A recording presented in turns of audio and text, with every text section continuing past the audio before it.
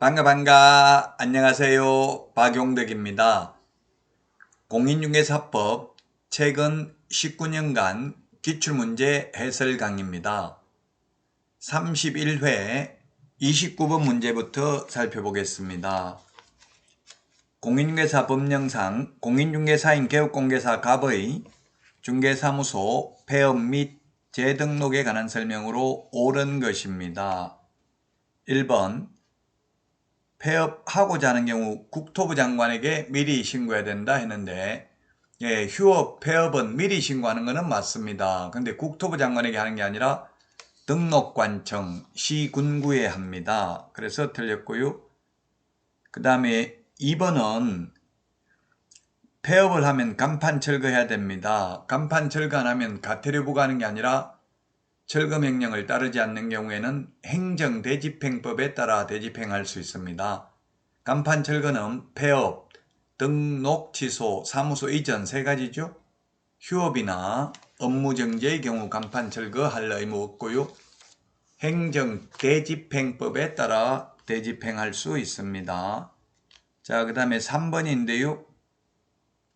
3번은 뭐냐면 업무정지 처분은 업무정지 또는 과태료 처분은 그 처분일로부터 1년간 재등록한 개업공개사에게 승계됩니다.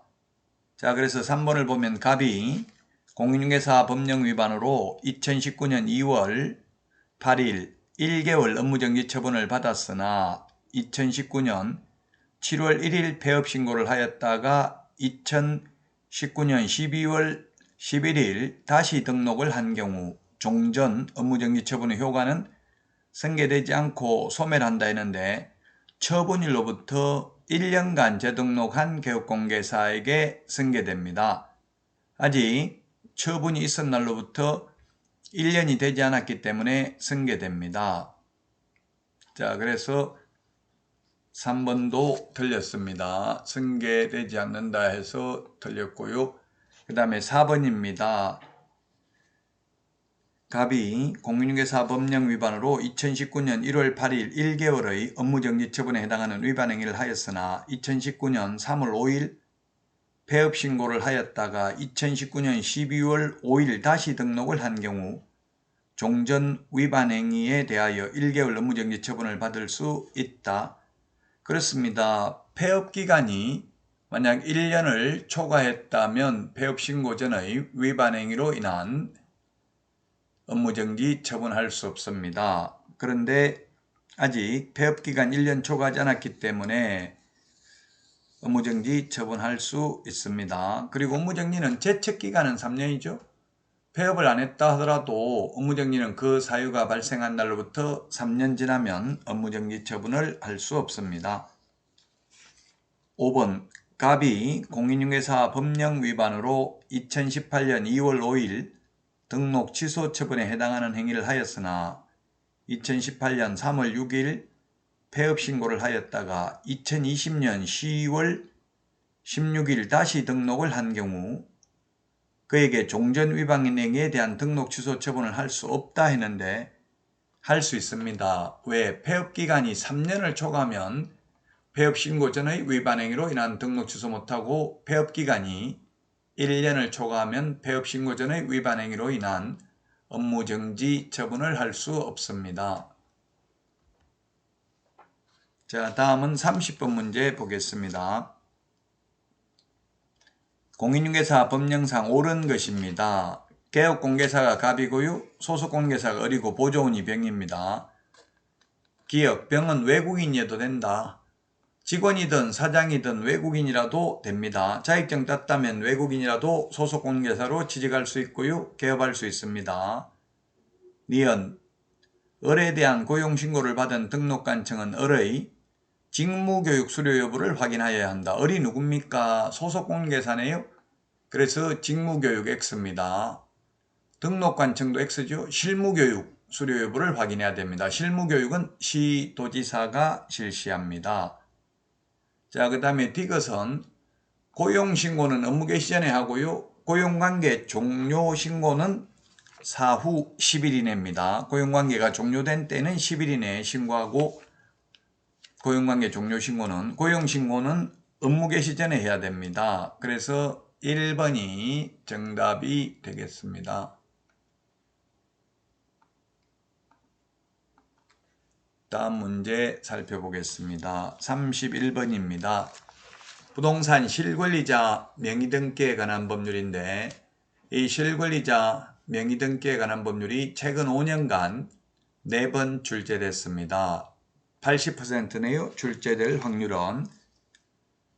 자, A 주식회사는 공장 부지를 확보하기 위하여 그 직원 갑과 명신탁약정을 맺고 갑은 2020년 6월 19일 개업공개사 을의 중개로 병소유의 X토지를 매수하여 2020년 8월 20일 갑 명의로 등기하였다. 틀린 것입니다. 틀린 것. 1번 A 신탁자와 갑 수탁자 사이의 명신탁약정은 매도인 병의 선의 악의를 묻지 않고 명의신탁약정은 무효입니다. 다만 배우자, 종중, 종교단체의 경우 조세 포탈 목적이 없다면 명신탁이 유효하죠. 효력 있죠. 예외적으로. 2번 병 매도인이 갑 수탁자에게 소유권 이전 등기를 할 때 비로소 A 신탁자와 갑 수탁자 사이의 명의신탁 약정을 알게 된 경우 X토지의 소유권은 병 매도인에게 있는 게 아니라 갑 수탁자에게 있습니다. 그래서 2번 틀렸습니다. 수탁자에게 있습니다. 수탁자가 갑입니다. 예, 따라서 정답은 2번이 되겠습니다.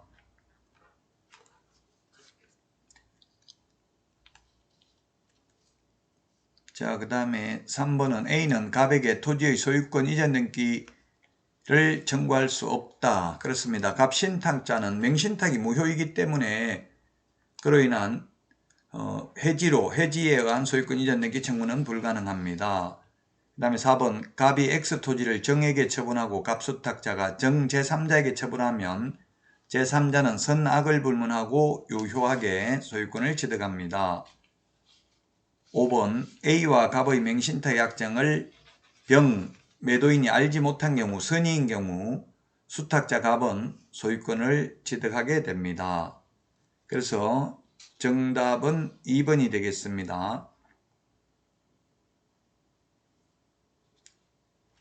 부동산에 관한 물건을 취득하기 위한 계약에서 명의수탁자는 한쪽 당사자가 되고 상대방 당사자는 명의신탁 약정이 있다는 사실을 알지 못한 경우는 유효하죠. 따라서 2번이 정답이 되겠습니다. 자, 실명법 이거는 민법에서도 민사특별법에 한 문제 반드시 출제됩니다. 자, 다음은 32번입니다. 상가 건물 임대차 보호법입니다. 상가 건물 임대차 보호법. 틀린 것은 했는데 1번 을은 2020년 3월 11일 대항력을 취득한다. 예, 그렇죠. 왜냐하면 대항력은 인도받고 사업자 등록을 신청한 다음 날이니까 11일 대항력 취득한 건 맞습니다. 그 다음에 확정일자를 13일 받았으니까 13일 우선면제권을 취득한다. 이게 X네요. 우선면제권. 왜냐하면 지금 10억이잖아요. 10억. 10억이죠. 10억인 경우는 서울에서 환산보증금이 9억을 초과하는 경우에는 우선면제, 최우선면제, 최단기 존속기간, 월차임 전환율 5%밖에 못 올린다. 주택 임차권, 상가 임차권 등기 명령제도 이런 거 적용되지 않습니다. 서울에서 9억, 과밀억제권역 6억 9천, 광역시 5억 4천, 기타 지역 3억 7천 초과하는 경우에는 아예 우선면제, 최우선면제 모두 인정되지 않는다. 우리 암기 프린트 29번에 있습니다. 자, 그 다음에 3번입니다. 병은 을이 임대차 계약 만료되기 6개월 전부터 1개월 전까지 사이에 계약갱신 요구를 할 경우 정당한 사유 없이 건물주는 거부할 수 없습니다. 세입자가 요구하면. 4번 을의 계약갱신 요구권은 최초 임대차 기간을 포함한 전체 임대차 기간이 10년을 초과하지 않는 범위 내에서만 행사할 수 있다. 을이 임차인이죠. 5번 을 임차인은 계약갱신 요구권에 의해서 갱신된 임대차는 전 임대차와 동일한 조건으로 다시 계약한 것으로 봅니다. 그렇습니다. 주택하고 상가하고 다른 점은 주택은 계약갱신 요구에 의해서 갱신을 하더라도 존속기간 2년입니다. 그러나 상가는 만약 4년짜리였는데 계약갱신 요구를 하면 4년이 연장됩니다. 2번이 정답이 되겠습니다.